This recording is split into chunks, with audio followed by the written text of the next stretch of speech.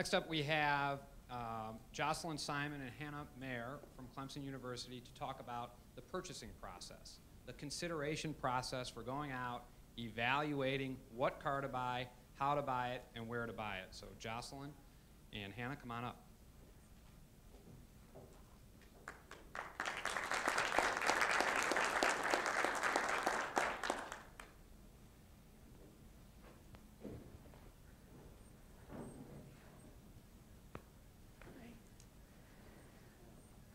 Good evening.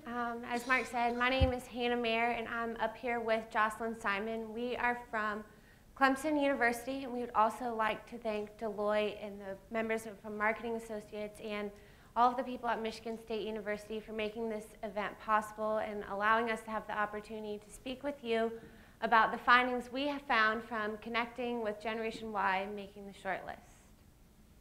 So at Clemson, we were tasked to learn more and understand how members of Generation Y search for information, the patterns that can be seen among their decision, the process that they go through prior to making a decision about which vehicle and which brand they're going to purchase.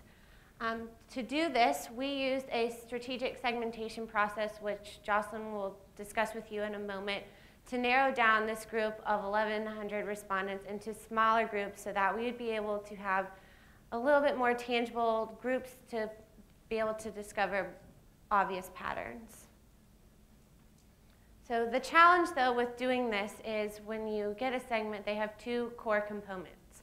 The first component is what they look like as a decision-making body. Their similarities in the sources that they look for information from, how they evaluate it, what their post-purchase evaluation is, the results, and the end result apparent to you is which vehicle did they buy.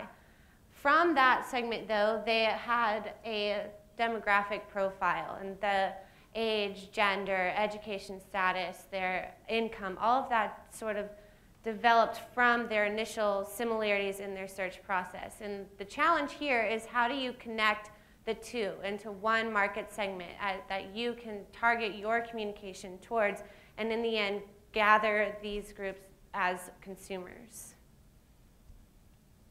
So to summarize some general findings that we found, as Michelle mentioned earlier, is that there has been a change in what their number one and their number two must-haves are when they're going to the dealership and going online. They want good gas mileage. The car needs to be affordable, but the exterior styling is still up there. They're still ranking number 3.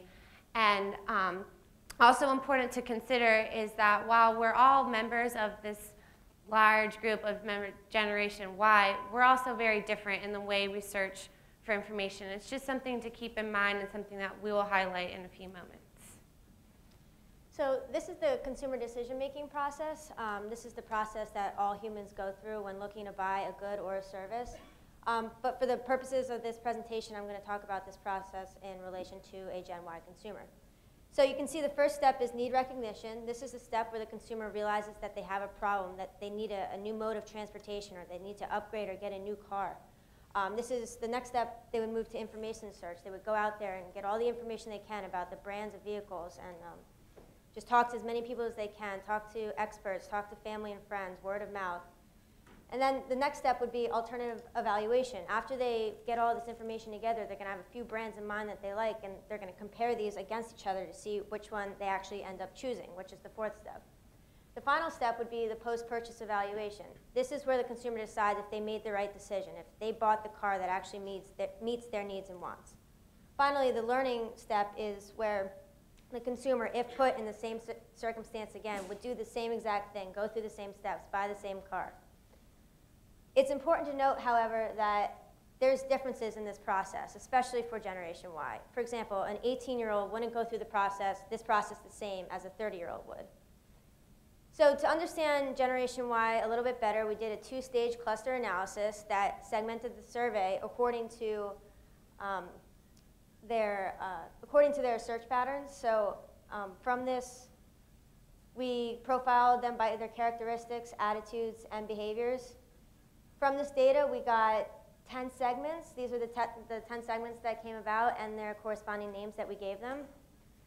Although there were 10 segments that we came across, We're only going to talk about two, the cyber dependents and married with children. We chose these two because they're very contrasting segments. Segment 6 is very dependent on their parents and very young. They represent the younger part of Generation Y, while Hannah's segment 8, tend to be a little bit older and a little bit more independent in their search patterns. So we named segment 6 the cyber dependents. After looking at the cluster analysis, their number one search pattern was to rely on their parents' advice. They would bring a parent along with them to the car dealership to help them make a decision. Their second most popular search behavior was using a friend's advice, followed by their third most popular search behavior is using the internet or a Google or Yahoo search. So they're very dependent on others to help them make their decision. We also found that in 2 years, 53% of them see themselves driving a new vehicle. So we see them moving from their current sedan, non-luxury kind of coupe cars to minivans and wagons. We see this desire to change as a direct relationship to their demographic standing. As you can see, most of them are pretty young. They're students, they're unemployed, they don't have children, and they're not making a lot of money. So it kind of relates directly back to them relying on their parents, not being very independent in their search patterns. Again, 40% of them currently drive a non-luxury sedan. The four most common current vehicles are Ford, Toyota, Honda, and Chevy. These cars are very reliable and dependable, but they're also very affordable, which fits their economic standing. Also, in 5 years, only 39% of them see themselves driving the same brand of vehicle. This can be explained in one of two ways. One, they're either not brand loyal, or two, we see this as pretty much an opportunity for you guys because they're not really locked into a brand right now. They're driving used cars, a brand that was either handed down to them or something that they could only afford at the time. But when they start maturing a little more, when they start growing families, having a little bit more income, becoming a little more independent, we see them becoming a little bit more loyal to a brand, being able to actually buy a brand that they like. So it's not that they're not brand loyal, they just haven't had a chance to become loyal to a brand that they actually like because of their economic standing. We also saw a trend in being eco-friendly. They want to be driving hybrids, but they just simply don't have the money right now to be paying for it. So again, majority of respondents see themselves as being more prosperous and ambitious in the near future. We see them turning to alternative methods for searching. We see them not being as concerned with sound systems and sunroofs, but turning more to safety and miles per gallon. With their maturity, we think that alternative methods will arise. Again, the respondents care about the environment, but they just simply don't have the funds right now to buy those kinds of cars. And also, the cyber dependents don't really seem targetable right now because they're not really looking to buy new cars, but that doesn't mean that they're not looking to buy used cars. So they still are targetable, but targeting them with used or pre-owned vehicles would probably be the best idea. And also being consistent with their prosperous and ambitious attitudes would also help. So that's the cyber dependence. Hannah's going to talk a little bit more about segment 8, married with children.